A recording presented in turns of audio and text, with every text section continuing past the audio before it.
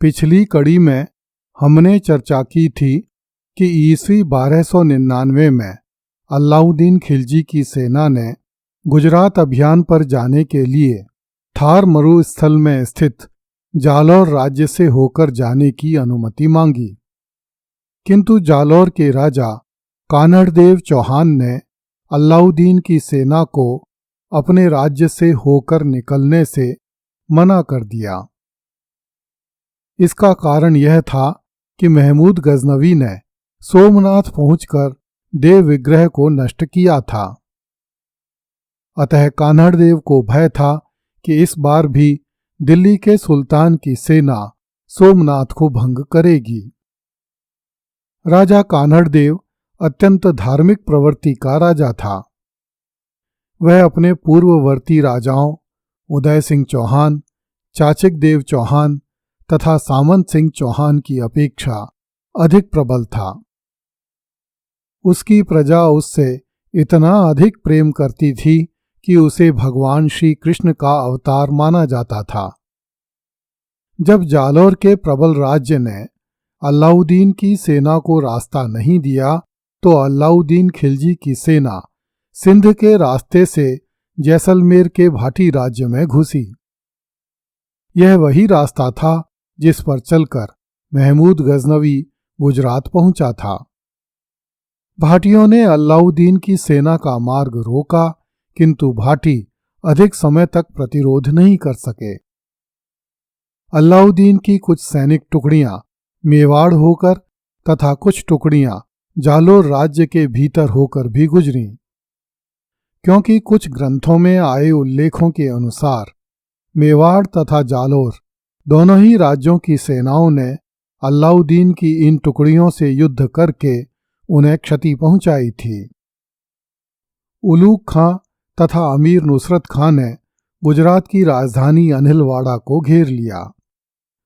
तारीखे मुबारक शाही के अनुसार गुजरात के शासक कर्ण बघेला के पास उस समय 30,000 घुड़सवार, 80,000 पैदल सेना तथा 30 हाथी थे, किंतु राजा कर्ण बघेला ने स्वयं को तुर्क सेना से मुकाबला करने में असमर्थ जानकर अपनी राजधानी अनिलवाड़ा छोड़ दी तथा अपनी पुत्री देवल देवी के साथ देवगिरी के राजा रामचंद्र की शरण में भाग गया। कुछ अन्य स्रोतों के अनुसार राजा कर्ण बघेला की रानी कमलावती ने अनिलवाड़ा छोड़ने से मना कर दिया तथा वह कुछ साहसी सैनिकों के साथ शत्रु सेना का सामना करने को तैयार हो गई।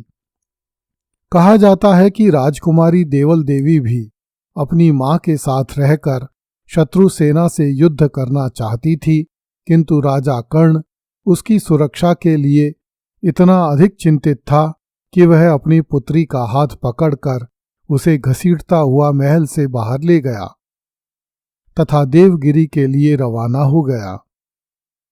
यहाँ इस बात पर विचार किया जाना चाहिए कि 30,000 घुड़सवार तथा 80,000 पैदल सेना के होते हुए भी राजा कर्ण अपनी राजधानी छोड़कर भाग क्यों गया, जबकि अनिलवाड़ा के राजा अपने शत्रुओं से युद्ध करने के लिए भली भांति अभ्यस्त थे। दर्शकों को स्मरण होगा कि अनिलवाड़ा के चौलुक्यों ने ईस्वी 1178 में मोहम्मद गौरी को परास्त किया था। यहाँ तक कि मालवा के परमारों एवं चित्तौड़ के गोहिलों को भी एक से अधिक बार परास्त किया था। हालांकि चौलुक्य राजा अब मिट चुके थे, किंतु बघेल राजा भी कम पराक्रमी नहीं थे। फिर भी यदि बघेल राजा कर्ण को इस तरह भाग जाना पड़ा तो इसके दो मुख्य कारण थे। पहला यह कि राजा कर्ण का अपने ही मंत्रियों से झगड़ा चल रहा था और मंत्रीगण कर्ण को सबक सिखाना चाहते थे। दूसरा यह कि अनिलवाड़ा का दुर्ग एक स्थल दुर्ग था जिसमें रहकर शत्रु का सामना नहीं किया जा सकता था।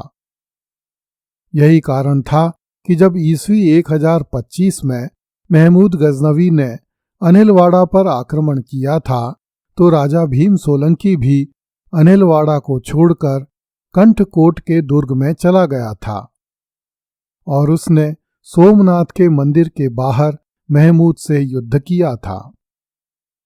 अलाउद्दीन खिलजी के भाई उलूग खां तथा अमीर नुसरत खां ने अनिलवाड़ा नगर में प्रवेश करते ही कत्लेआम मचा दिया। देखते ही देखते हजारों मनुष्यों के शव धरती पर बिछ गए। जब उलूग खां और नुसरत खां की सेना ने राजा कर्ण बघेला के महल में प्रवेश किया तो उन्हें यह देखकर आश्चर्य हुआ कि रानी कमलावती ने मुट्ठी भर सिपाहियों के साथ मोर्चा संभाल रखा था। कमलावती अप्रतिम सौंदर्य की स्वामिनी थी। उलूग खां ने अपने सैनिकों से कहा कि वे रानी पर वार नहीं करें अपितु उसे जीवित ही पकड़ लें। खिलजी सैनिकों के थोड़े से परिश्रम से ही रानी पकड़ ली गई। तत्कालीन मुस्लिम इतिहासकारों ने रानी कमलावती द्वारा किए गए प्रतिरोध का उल्लेख नहीं करके केवल इतना ही लिखा है कि राजा कर्ण इतनी शीघ्रता से भागा कि रानी कमलावती वहीं छूट गई और मुसलमानों के हाथ लग गई। किंतु यह तर्क गले नहीं उतर सकता।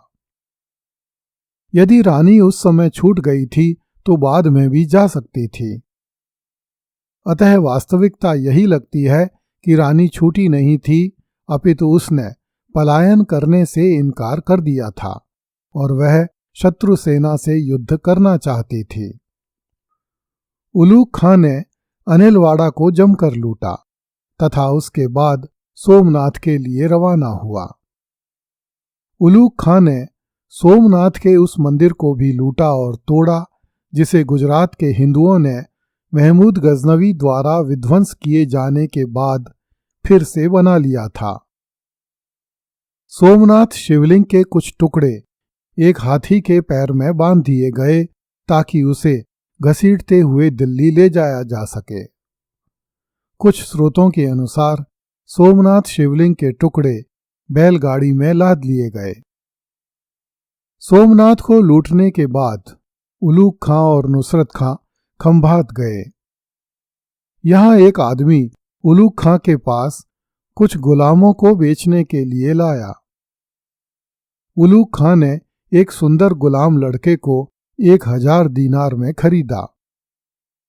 उलूग खां की सेना ने गुजरात से मिली लूट की अपार संपत्ति एवं बहुमूल्य देव प्रतिमाएं ऊंटों, खच्चरों एवं बैलगाड़ियों में लाद ली।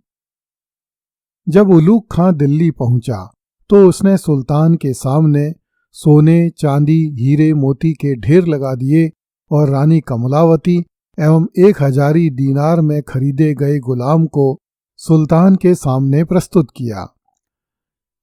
अलाउद्दीन खिलजी ने रानी कमलावती को अपने हरम में शामिल कर लिया तथा गुलाम लड़के को अपना अंगरक्षक बना लिया।